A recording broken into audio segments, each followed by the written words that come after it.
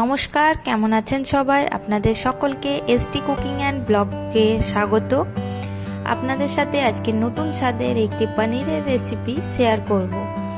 এই রেসিপিটি বেশিক্ষণ বানাতে লাগে না, খুব তাড়াতাড়ি তৈরি হয়ে যায়, আর এটি একদম ভিন্ন স্বাদের পনিরের রেসিপি। আজকে এই রেসিপিটি দেখাচ্ছি যেখানে খুব অল্প কিছু উপকরণের মাধ্যমে আপনারা চটজলদি বানিয়ে নিতে পারেন এই টমেটোর পনিরের রেসিপিটি।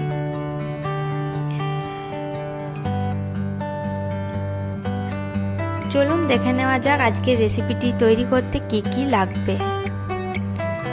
উপকরণে লাগছে বেশি কিছু না, পেঁয়াজ কুচি, আদা গ্রেট করে নিয়েছি, আর কাঁচা লঙ্কা কুচি করে নিয়েছি। আর এবারে এখানে দেখতে পাচ্ছেন আমি দুটো টমেটো বড় সাইজের আগুনে পুড়িয়ে নিচ্ছি। এর স্বাদ কিন্তু অসাধারণ, যেহেতু পোড়া টমেটো দিয়ে রান্না করলে এর টেস্ট সম্পূর্ণ আলাদা হয়। এটি একবার হলেও আপনারা বাড়িতে বানিয়ে দেখতে পারেন এই রেসিপিটি। এবার আমি এখানে কিছু ফ্রোজেন পনির নিয়েছি, যেহেতু আমার ফ্রোজেন পনির ব্যবহার করি আমি, তাই আগের থেকে বের করে এগুলিকে ঠান্ডা কাটিয়ে নিয়েছি। এখানে আমার 200 গ্রাম পনির আছে। আর আমি টমেটোগুলোকে ভালো করে পরিষ্কার করে ধুয়ে নিয়ে এটিকে একটু ভালো করে স্ম্যাশ করে নিয়েছি। বার্নারে আমি একটি পাত্রকে বসিয়ে নিয়েছি, ভালোভাবে গরম করে আমি এখানে 2 চামচ তেল দিয়ে দিলাম। এবার তেলটি গরম হওয়ার পর এখানে সামান্য পরিমাণ জিরে দিলাম, গোটা জিরে, আর দিলাম একটা শুকনো লঙ্কাকে ভেঙে, আর দিলাম সামান্য পরিমাণ হিং। এরপর আমি কেটে রাখা আগের থেকে পেঁয়াজ কুচিগুলোকে তেলের মধ্যে দিয়ে দিলাম। তারপর একটু নাড়াচাড়া করে আমি আদাটাকে যে গ্রেট করে রেখেছিলাম আর লঙ্কাটাকে কুচি করে রেখেছিলাম সেগুলোকেও দিয়ে ভালোভাবে নাড়াচাড়া করে নেব। কিছুক্ষণ নাড়াচাড়া করে এগুলিকে নরম করে নেব।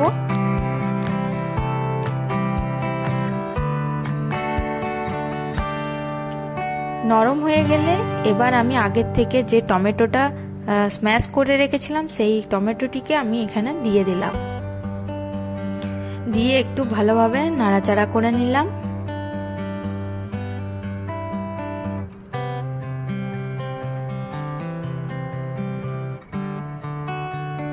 এর মধ্যে পরিমাণ মতো লবণ, চিনি, জিরে গুঁড়ো, হলুদ গুঁড়ো,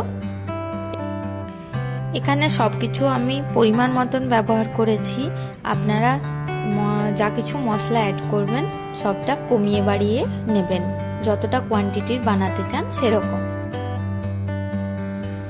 এবার আমি এর মধ্যে অ্যাড করে দিলাম 1 চা চামচ কাশ্মীরি লঙ্কার গুঁড়ো, যাতে কালারটা আর একটু ভালো আসে সেই জন্য।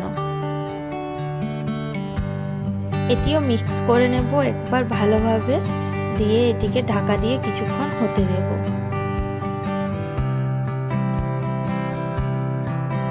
এটি বানানো খুবই সহজ, বেশিক্ষণ সময়ও লাগে না, আর খুব চটজলদি তৈরি হয়ে যায় এই রেসিপিটি।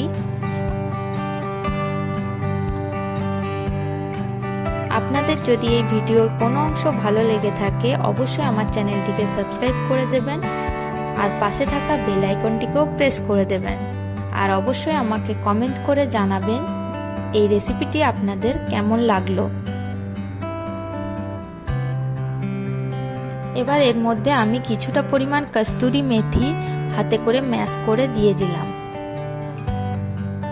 দিয়ে এটিকে আরেকবার ঢাকা দিয়ে হতে দিলাম।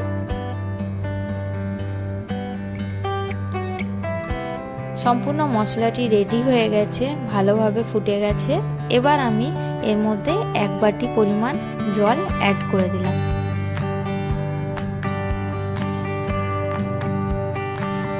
জলটা ফুটে এসছে। এবার আমি এটির মধ্যে পনিরগুলিকে দিয়ে নেব।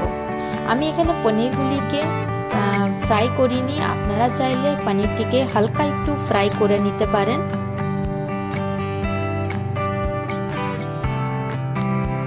এতে আমি খুব বেশি যেহেতু তেল ব্যবহার করছি না, এটি খুব অল্প তেলে এবং খুব হেলদি একটি রেসিপি। আপনারা চাইলে এটিকে হেলদি রেসিপির মধ্যেও রাখতে পারেন।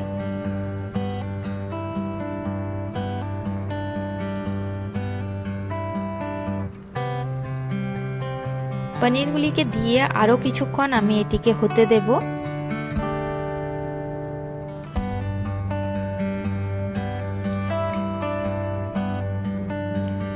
যেহেতু আমি এখানে টমেটো দুটো ব্যবহার করেছি বড় সাইজের, তো আপনারা দেখে নেবেন যদি খুব বেশি টক থাকে টমেটো তাহলে একটু চিনিটা কমিয়ে বাড়িয়ে নেবেন।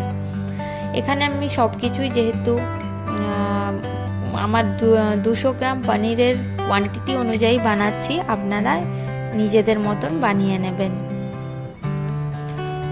দেখুন রেডি হয়ে গেছে আজকের টমেটো পনির রেসিপি। আপনাদের এই রেসিপিটি কেমন লাগলো অবশ্যই আমাকে কমেন্ট করে জানাবেন। আর আমার চ্যানেলে নতুন হয়ে থাকলে অবশ্যই আমার চ্যানেলটিকে সাবস্ক্রাইব করে দেবেন, পাশে থাকা বেল আইকনটিকেও প্রেস করে দেবেন। আপনারা ভালো থাকবেন, সুস্থ থাকবেন। দেখা হবে পরবর্তী ব্লগে।